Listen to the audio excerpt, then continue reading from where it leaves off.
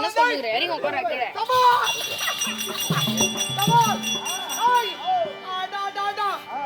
தெரிவித்தவர் அந்த மருத்துவ ரிஷி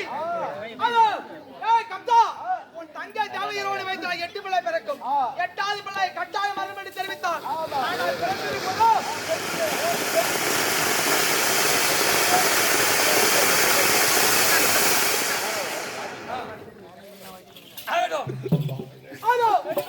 எட்டாவது பிள்ளையால உனக்கு கட்டாயம் என்று தெரிவித்தால் 8வது பிள்ளை ஒரு பெண் பிள்ளையாக பிறந்து விட்டது. இவன் கேவலம் ஒரு பிட்டச்சி நம்மளை என்ன செய்வான்? ஆனா இவளை விட கூடாது. கேவலம் ஒரு பொட்டச்சியை கையில் ஆகாயமாக கடித்து என் மலாயத்தை நீட்டினார். அதவர் பாய்விடும் சித்துவதை கொண்டிடவே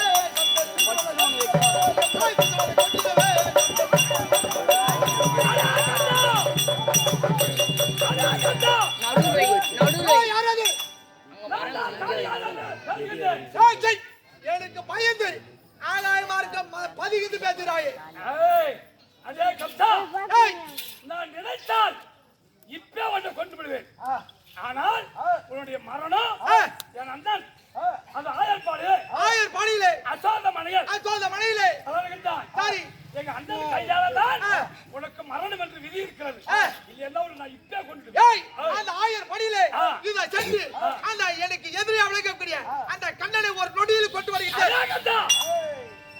அப்படி ஆயர்பாடி சென்று ஆயர்பாடி கால வைத்தால் பாதத்தை பட்டால் உன் பாதப்பட்டால் உன் தலையானது 16 சுக்கலாக போகல புருஷாபத்தை ஆயர்பாடி சென்றுதான் எதிரியா விளைக்கக்கூடிய அந்த கோபால கண்ணனை நான் மடிக்க வேண்டுமா? அதவர் என் இடத்திலே யாராலுமான அதோ உதவி இருக்கிறாள். அவள் அழைத்து அந்த கண்ணனுக்கு இசைபால கொண்டுட்டு வரப்போறான். அந்த சகடாத்துறவன் இருக்கிறான். ஒரு சகடியாக மாறி அவனை மிதித்து கொண்டுட்டு வரணும். அந்த தெலுங்காத்துறவன் இருக்கிறான். அடி அம்மைகள் இருக்கிறார்கள். இது ஒரு நொடியில் இது அம்மைகள் அனுப்பி என் எதிரே விலகப்பட்ட அந்த கண்ணனை கொண்டு வருகிறேன்.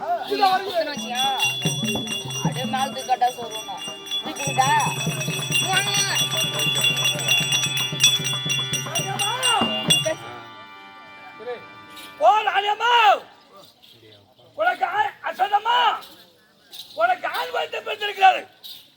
ஆனால் இந்த குழந்தைக்கு பெயர் நீ கண்ண முடியல சொல்ல தெரியா?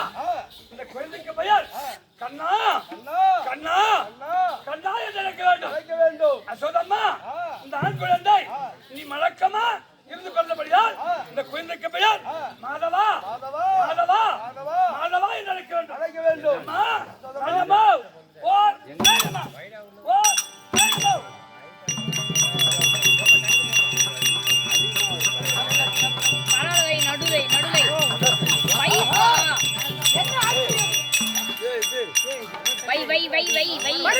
என்ன உரைத்தார்கள்? அப்போ நான் கண்ண மூடி இருக்கும் போது பிறந்ததினால் இவனை கண்ணா கண்ணா என்று அழைக்க வேண்டுமா?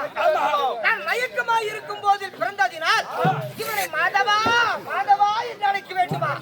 அதனால்தான் என்ன வடிவா பார்வதி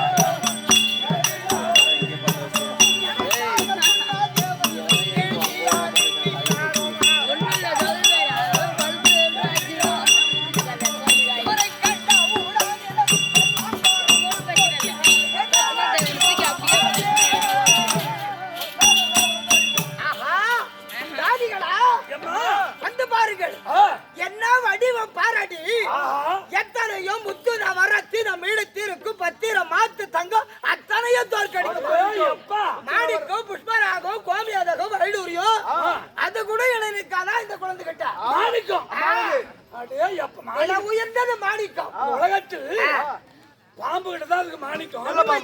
இந்த இந்த தமிழ்நாட்டுல அந்த மாணிக்கம் எங்க இருக்குன்னு கேட்டா அது மதுரை மீனாட்சி அம்மன் கோயில்ல தான் இருக்கு. ஆமா, அந்த ஒரு இடம் தான் மாணிக்கம் இருக்கு. அது பாம்பால் உருவாக்கப்பட்டது. மாணிக்கம் இருக்கு. 100 வருஷத்துக்கு மேல இருக்கணும் அது. 100 வருஷம் மேலனா எந்த ஜீவனையும் தொடாத யாரும் கடிக்காத இருக்கணும். கடிக்காத எந்த சிறுத்தை இருந்தா அது மாணிக்கம் உண்டாகும். அந்த மாணிக்கம் வச்சா இந்த வெளிச்சத்தை விட என்ன அதிகமா வெளிச்சம் தெரியும். அப்ப அந்த மாணிக்கத்தையே தோக்கட்டி விடுமா இந்த கோயில்ல? இந்த உலகத்தில் நான் மட்டும்தான் அப்படி சொல்லுவேன்னு நினைக்காங்க. இந்த உலகத்தில் எந்த தாய்மார்கள் குழந்தை பெற்றாலும் அதுதான் இந்த வார்த்தையை தான் பேசுவாங்க. ஆனா நான் பெற்ற மாணிக்கமே அப்படிதான் மாற்றுவாங்க. பெற்ற செல்வமே அப்படியேப்பட்ட அழகு வாய்ந்து. அப்ப மருத்துவத்து கழிச்சு என்ன சொன்னாங்க? நான் கண்ண மூடி இருக்கும் போது பிறந்ததினால் இவரை கண்ணா கண்ணா என்று அழைக்க வேண்டுமா? நான் மயக்கமா இருக்கும் போது பிறந்ததினால் இவரை மாதவா மாதவா என்று அழைக்க வேண்டும். குழந்தை பிறந்து விட்டாரு, அவரை குளிப்பாட்டி தாராட்ட வேண்டும் அல்லவா? சாதிகளா அப்புறம் ஆனால் எங்க தோன்றல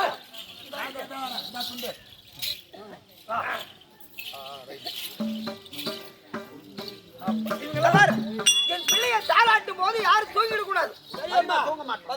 வாய மேலே குத்தி விடுவேன். சரியம்மா, நாயில் தான் குத்துறது. அன்னைக்கு ரொம்ப நாள் குழந்தை போறது. இந்த குழந்தையை தாளா வெட்ட வேண்டும்.